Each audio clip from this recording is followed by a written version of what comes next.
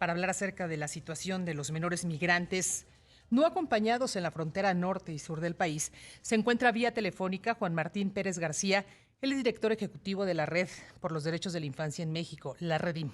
Juan Manuel, ¿cómo está? Muy buenos días. Juan Martín, perdón, buenos días. Muy buenos días, gracias por la oportunidad y sobre todo por hacer visible esto que ya tiene pinta de una crisis humanitaria.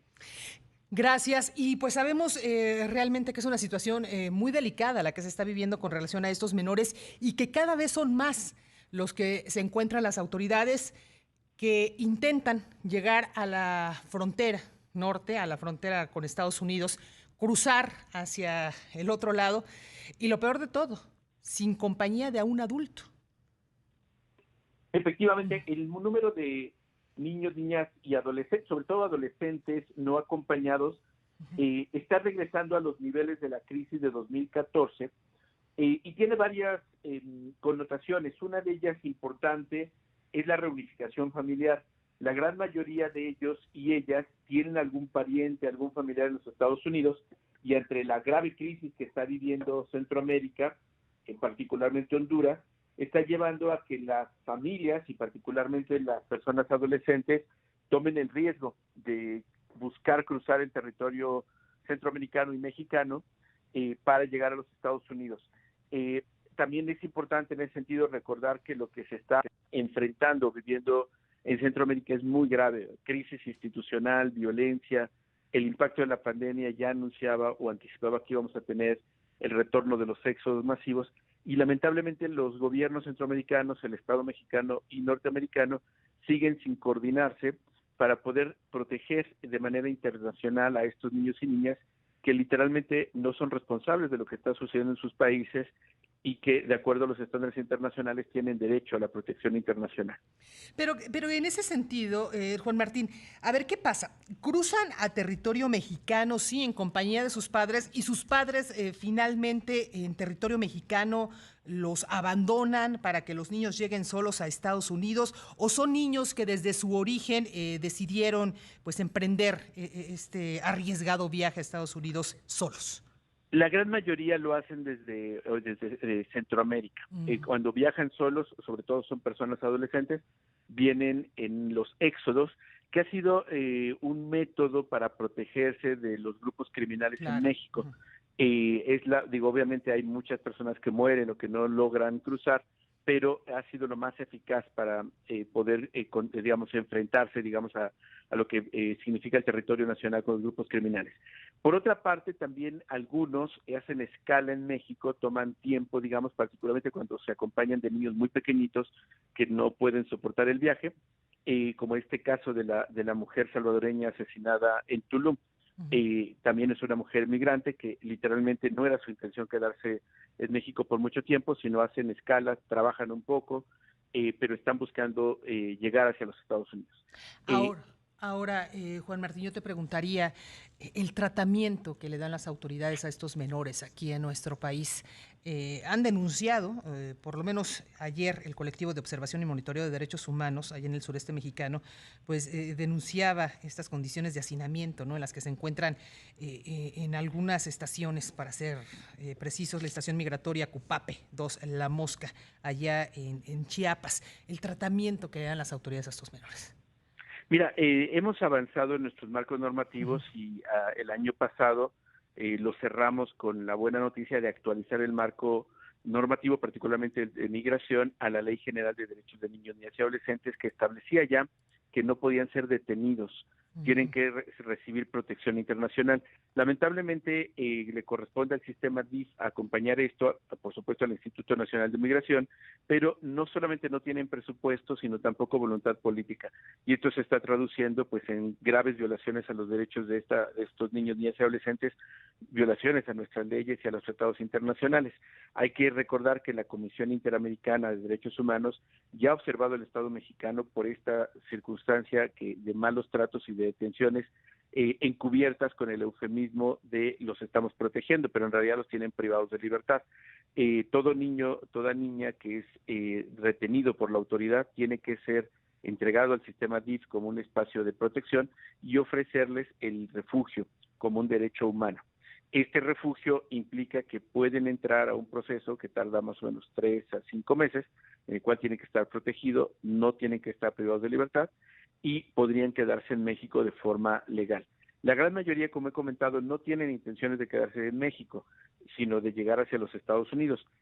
Por ello es tan importante construir, y hemos insistido esto en el Congreso norteamericano con autoridades norteamericanas y particularmente en el proceso de campaña con Biden, con el Estado mexicano y Centroamérica, de construir un mecanismo transnacional de protección integral de niñez migrante y refugiada que permita que sean las autoridades de infancia de los distintos países las que se coordinen.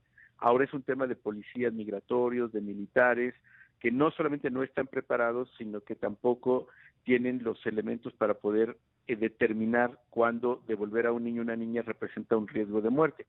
Por ello es que las autoridades de infancia tendrían que ser las responsables de dar este seguimiento y de que se coordinen, porque lamentablemente lo que tenemos ahora, y se está denunciando también en la frontera norte de México, es que les están deportando a las familias y los dejan cruzando la frontera, Ciudad Juárez, Tijuana, y ahí ya literalmente crisis humanitaria en campamentos que ha sido muy complicado, y que ahora van a incrementarse con los éxodos ya anunciados. Recordemos también esta acusación que se hizo de que a cambio de 2.5 millones de vacunas, el Estado mexicano selló la frontera sur y tristemente coincidieron los dos hechos, por lo cual cabe la sospecha. Esto también ya lo había hecho en la administración de Andrés Manuel López Obrador, recordaremos con Trump, cuando amenazó incrementar aranceles a los productos mexicanos a cambio de sellar la frontera. Entonces no sería difícil de creer que se repita el esquema. Y en todo esto, los niños, las niñas, los adolescentes, pues se están quedando en medio, vulnerables y violentándose sus derechos.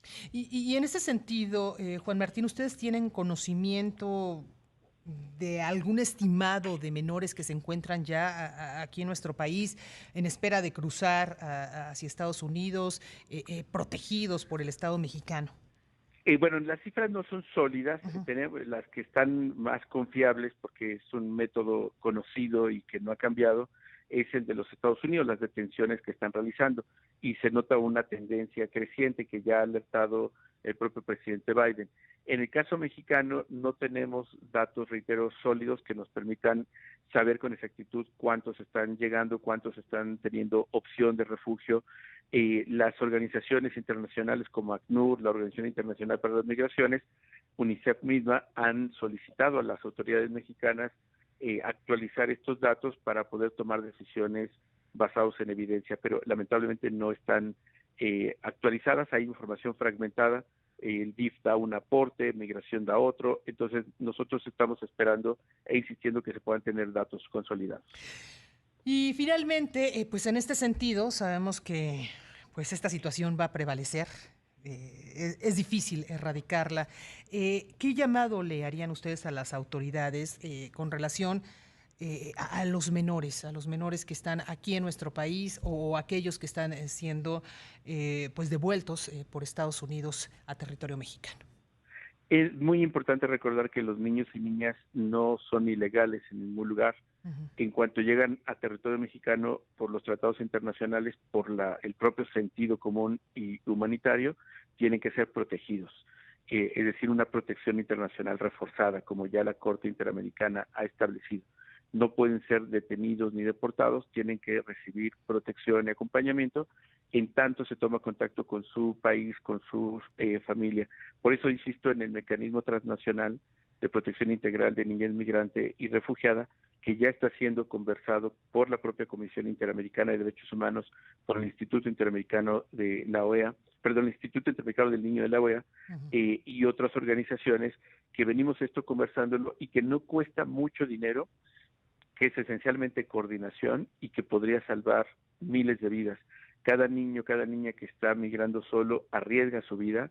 Los grupos criminales tienen control del territorio, control de la ruta migratoria y tenemos demasiadas barbaries y masacres conocidas y muchas de, particularmente mujeres adolescentes, están siendo víctimas de esclavitud sexual. Por ello es tan importante priorizar su vida, su seguridad y no la frontera o los acuerdos comerciales con los Estados Unidos. Perfecto. Pues Juan Martín, algo más que Sí, haya pues quedado pendiente. insistir que nadie es ilegal por no tener un papel. y lo que está viviendo Centroamérica, lo que México mismo está viviendo, lo vamos a ver traducido en migración. Los reportes de los Estados Unidos hablan de un incremento del 20% de aprehensiones o detenciones de niños mexicanos. Ya habíamos reducido de manera sustancial, la gran mayoría siempre eran hondureños, salvadoreños, pero está creciendo de manera importante los niños mexicanos que están siendo detenidos en Estados Unidos, lo cual nos habla también de la crisis en el país. 5 millones de niños ya trabajando, 5 millones fuera de la escuela. La crisis no es solo de Centroamérica, es también de México. Perfecto, pues muchísimas gracias, Juan Martín, Muy buen por la día, plática. gracias por la oportunidad. Muy buenos días, Juan Martín Pérez García, director ejecutivo de la Red por los Derechos de la Infancia en México.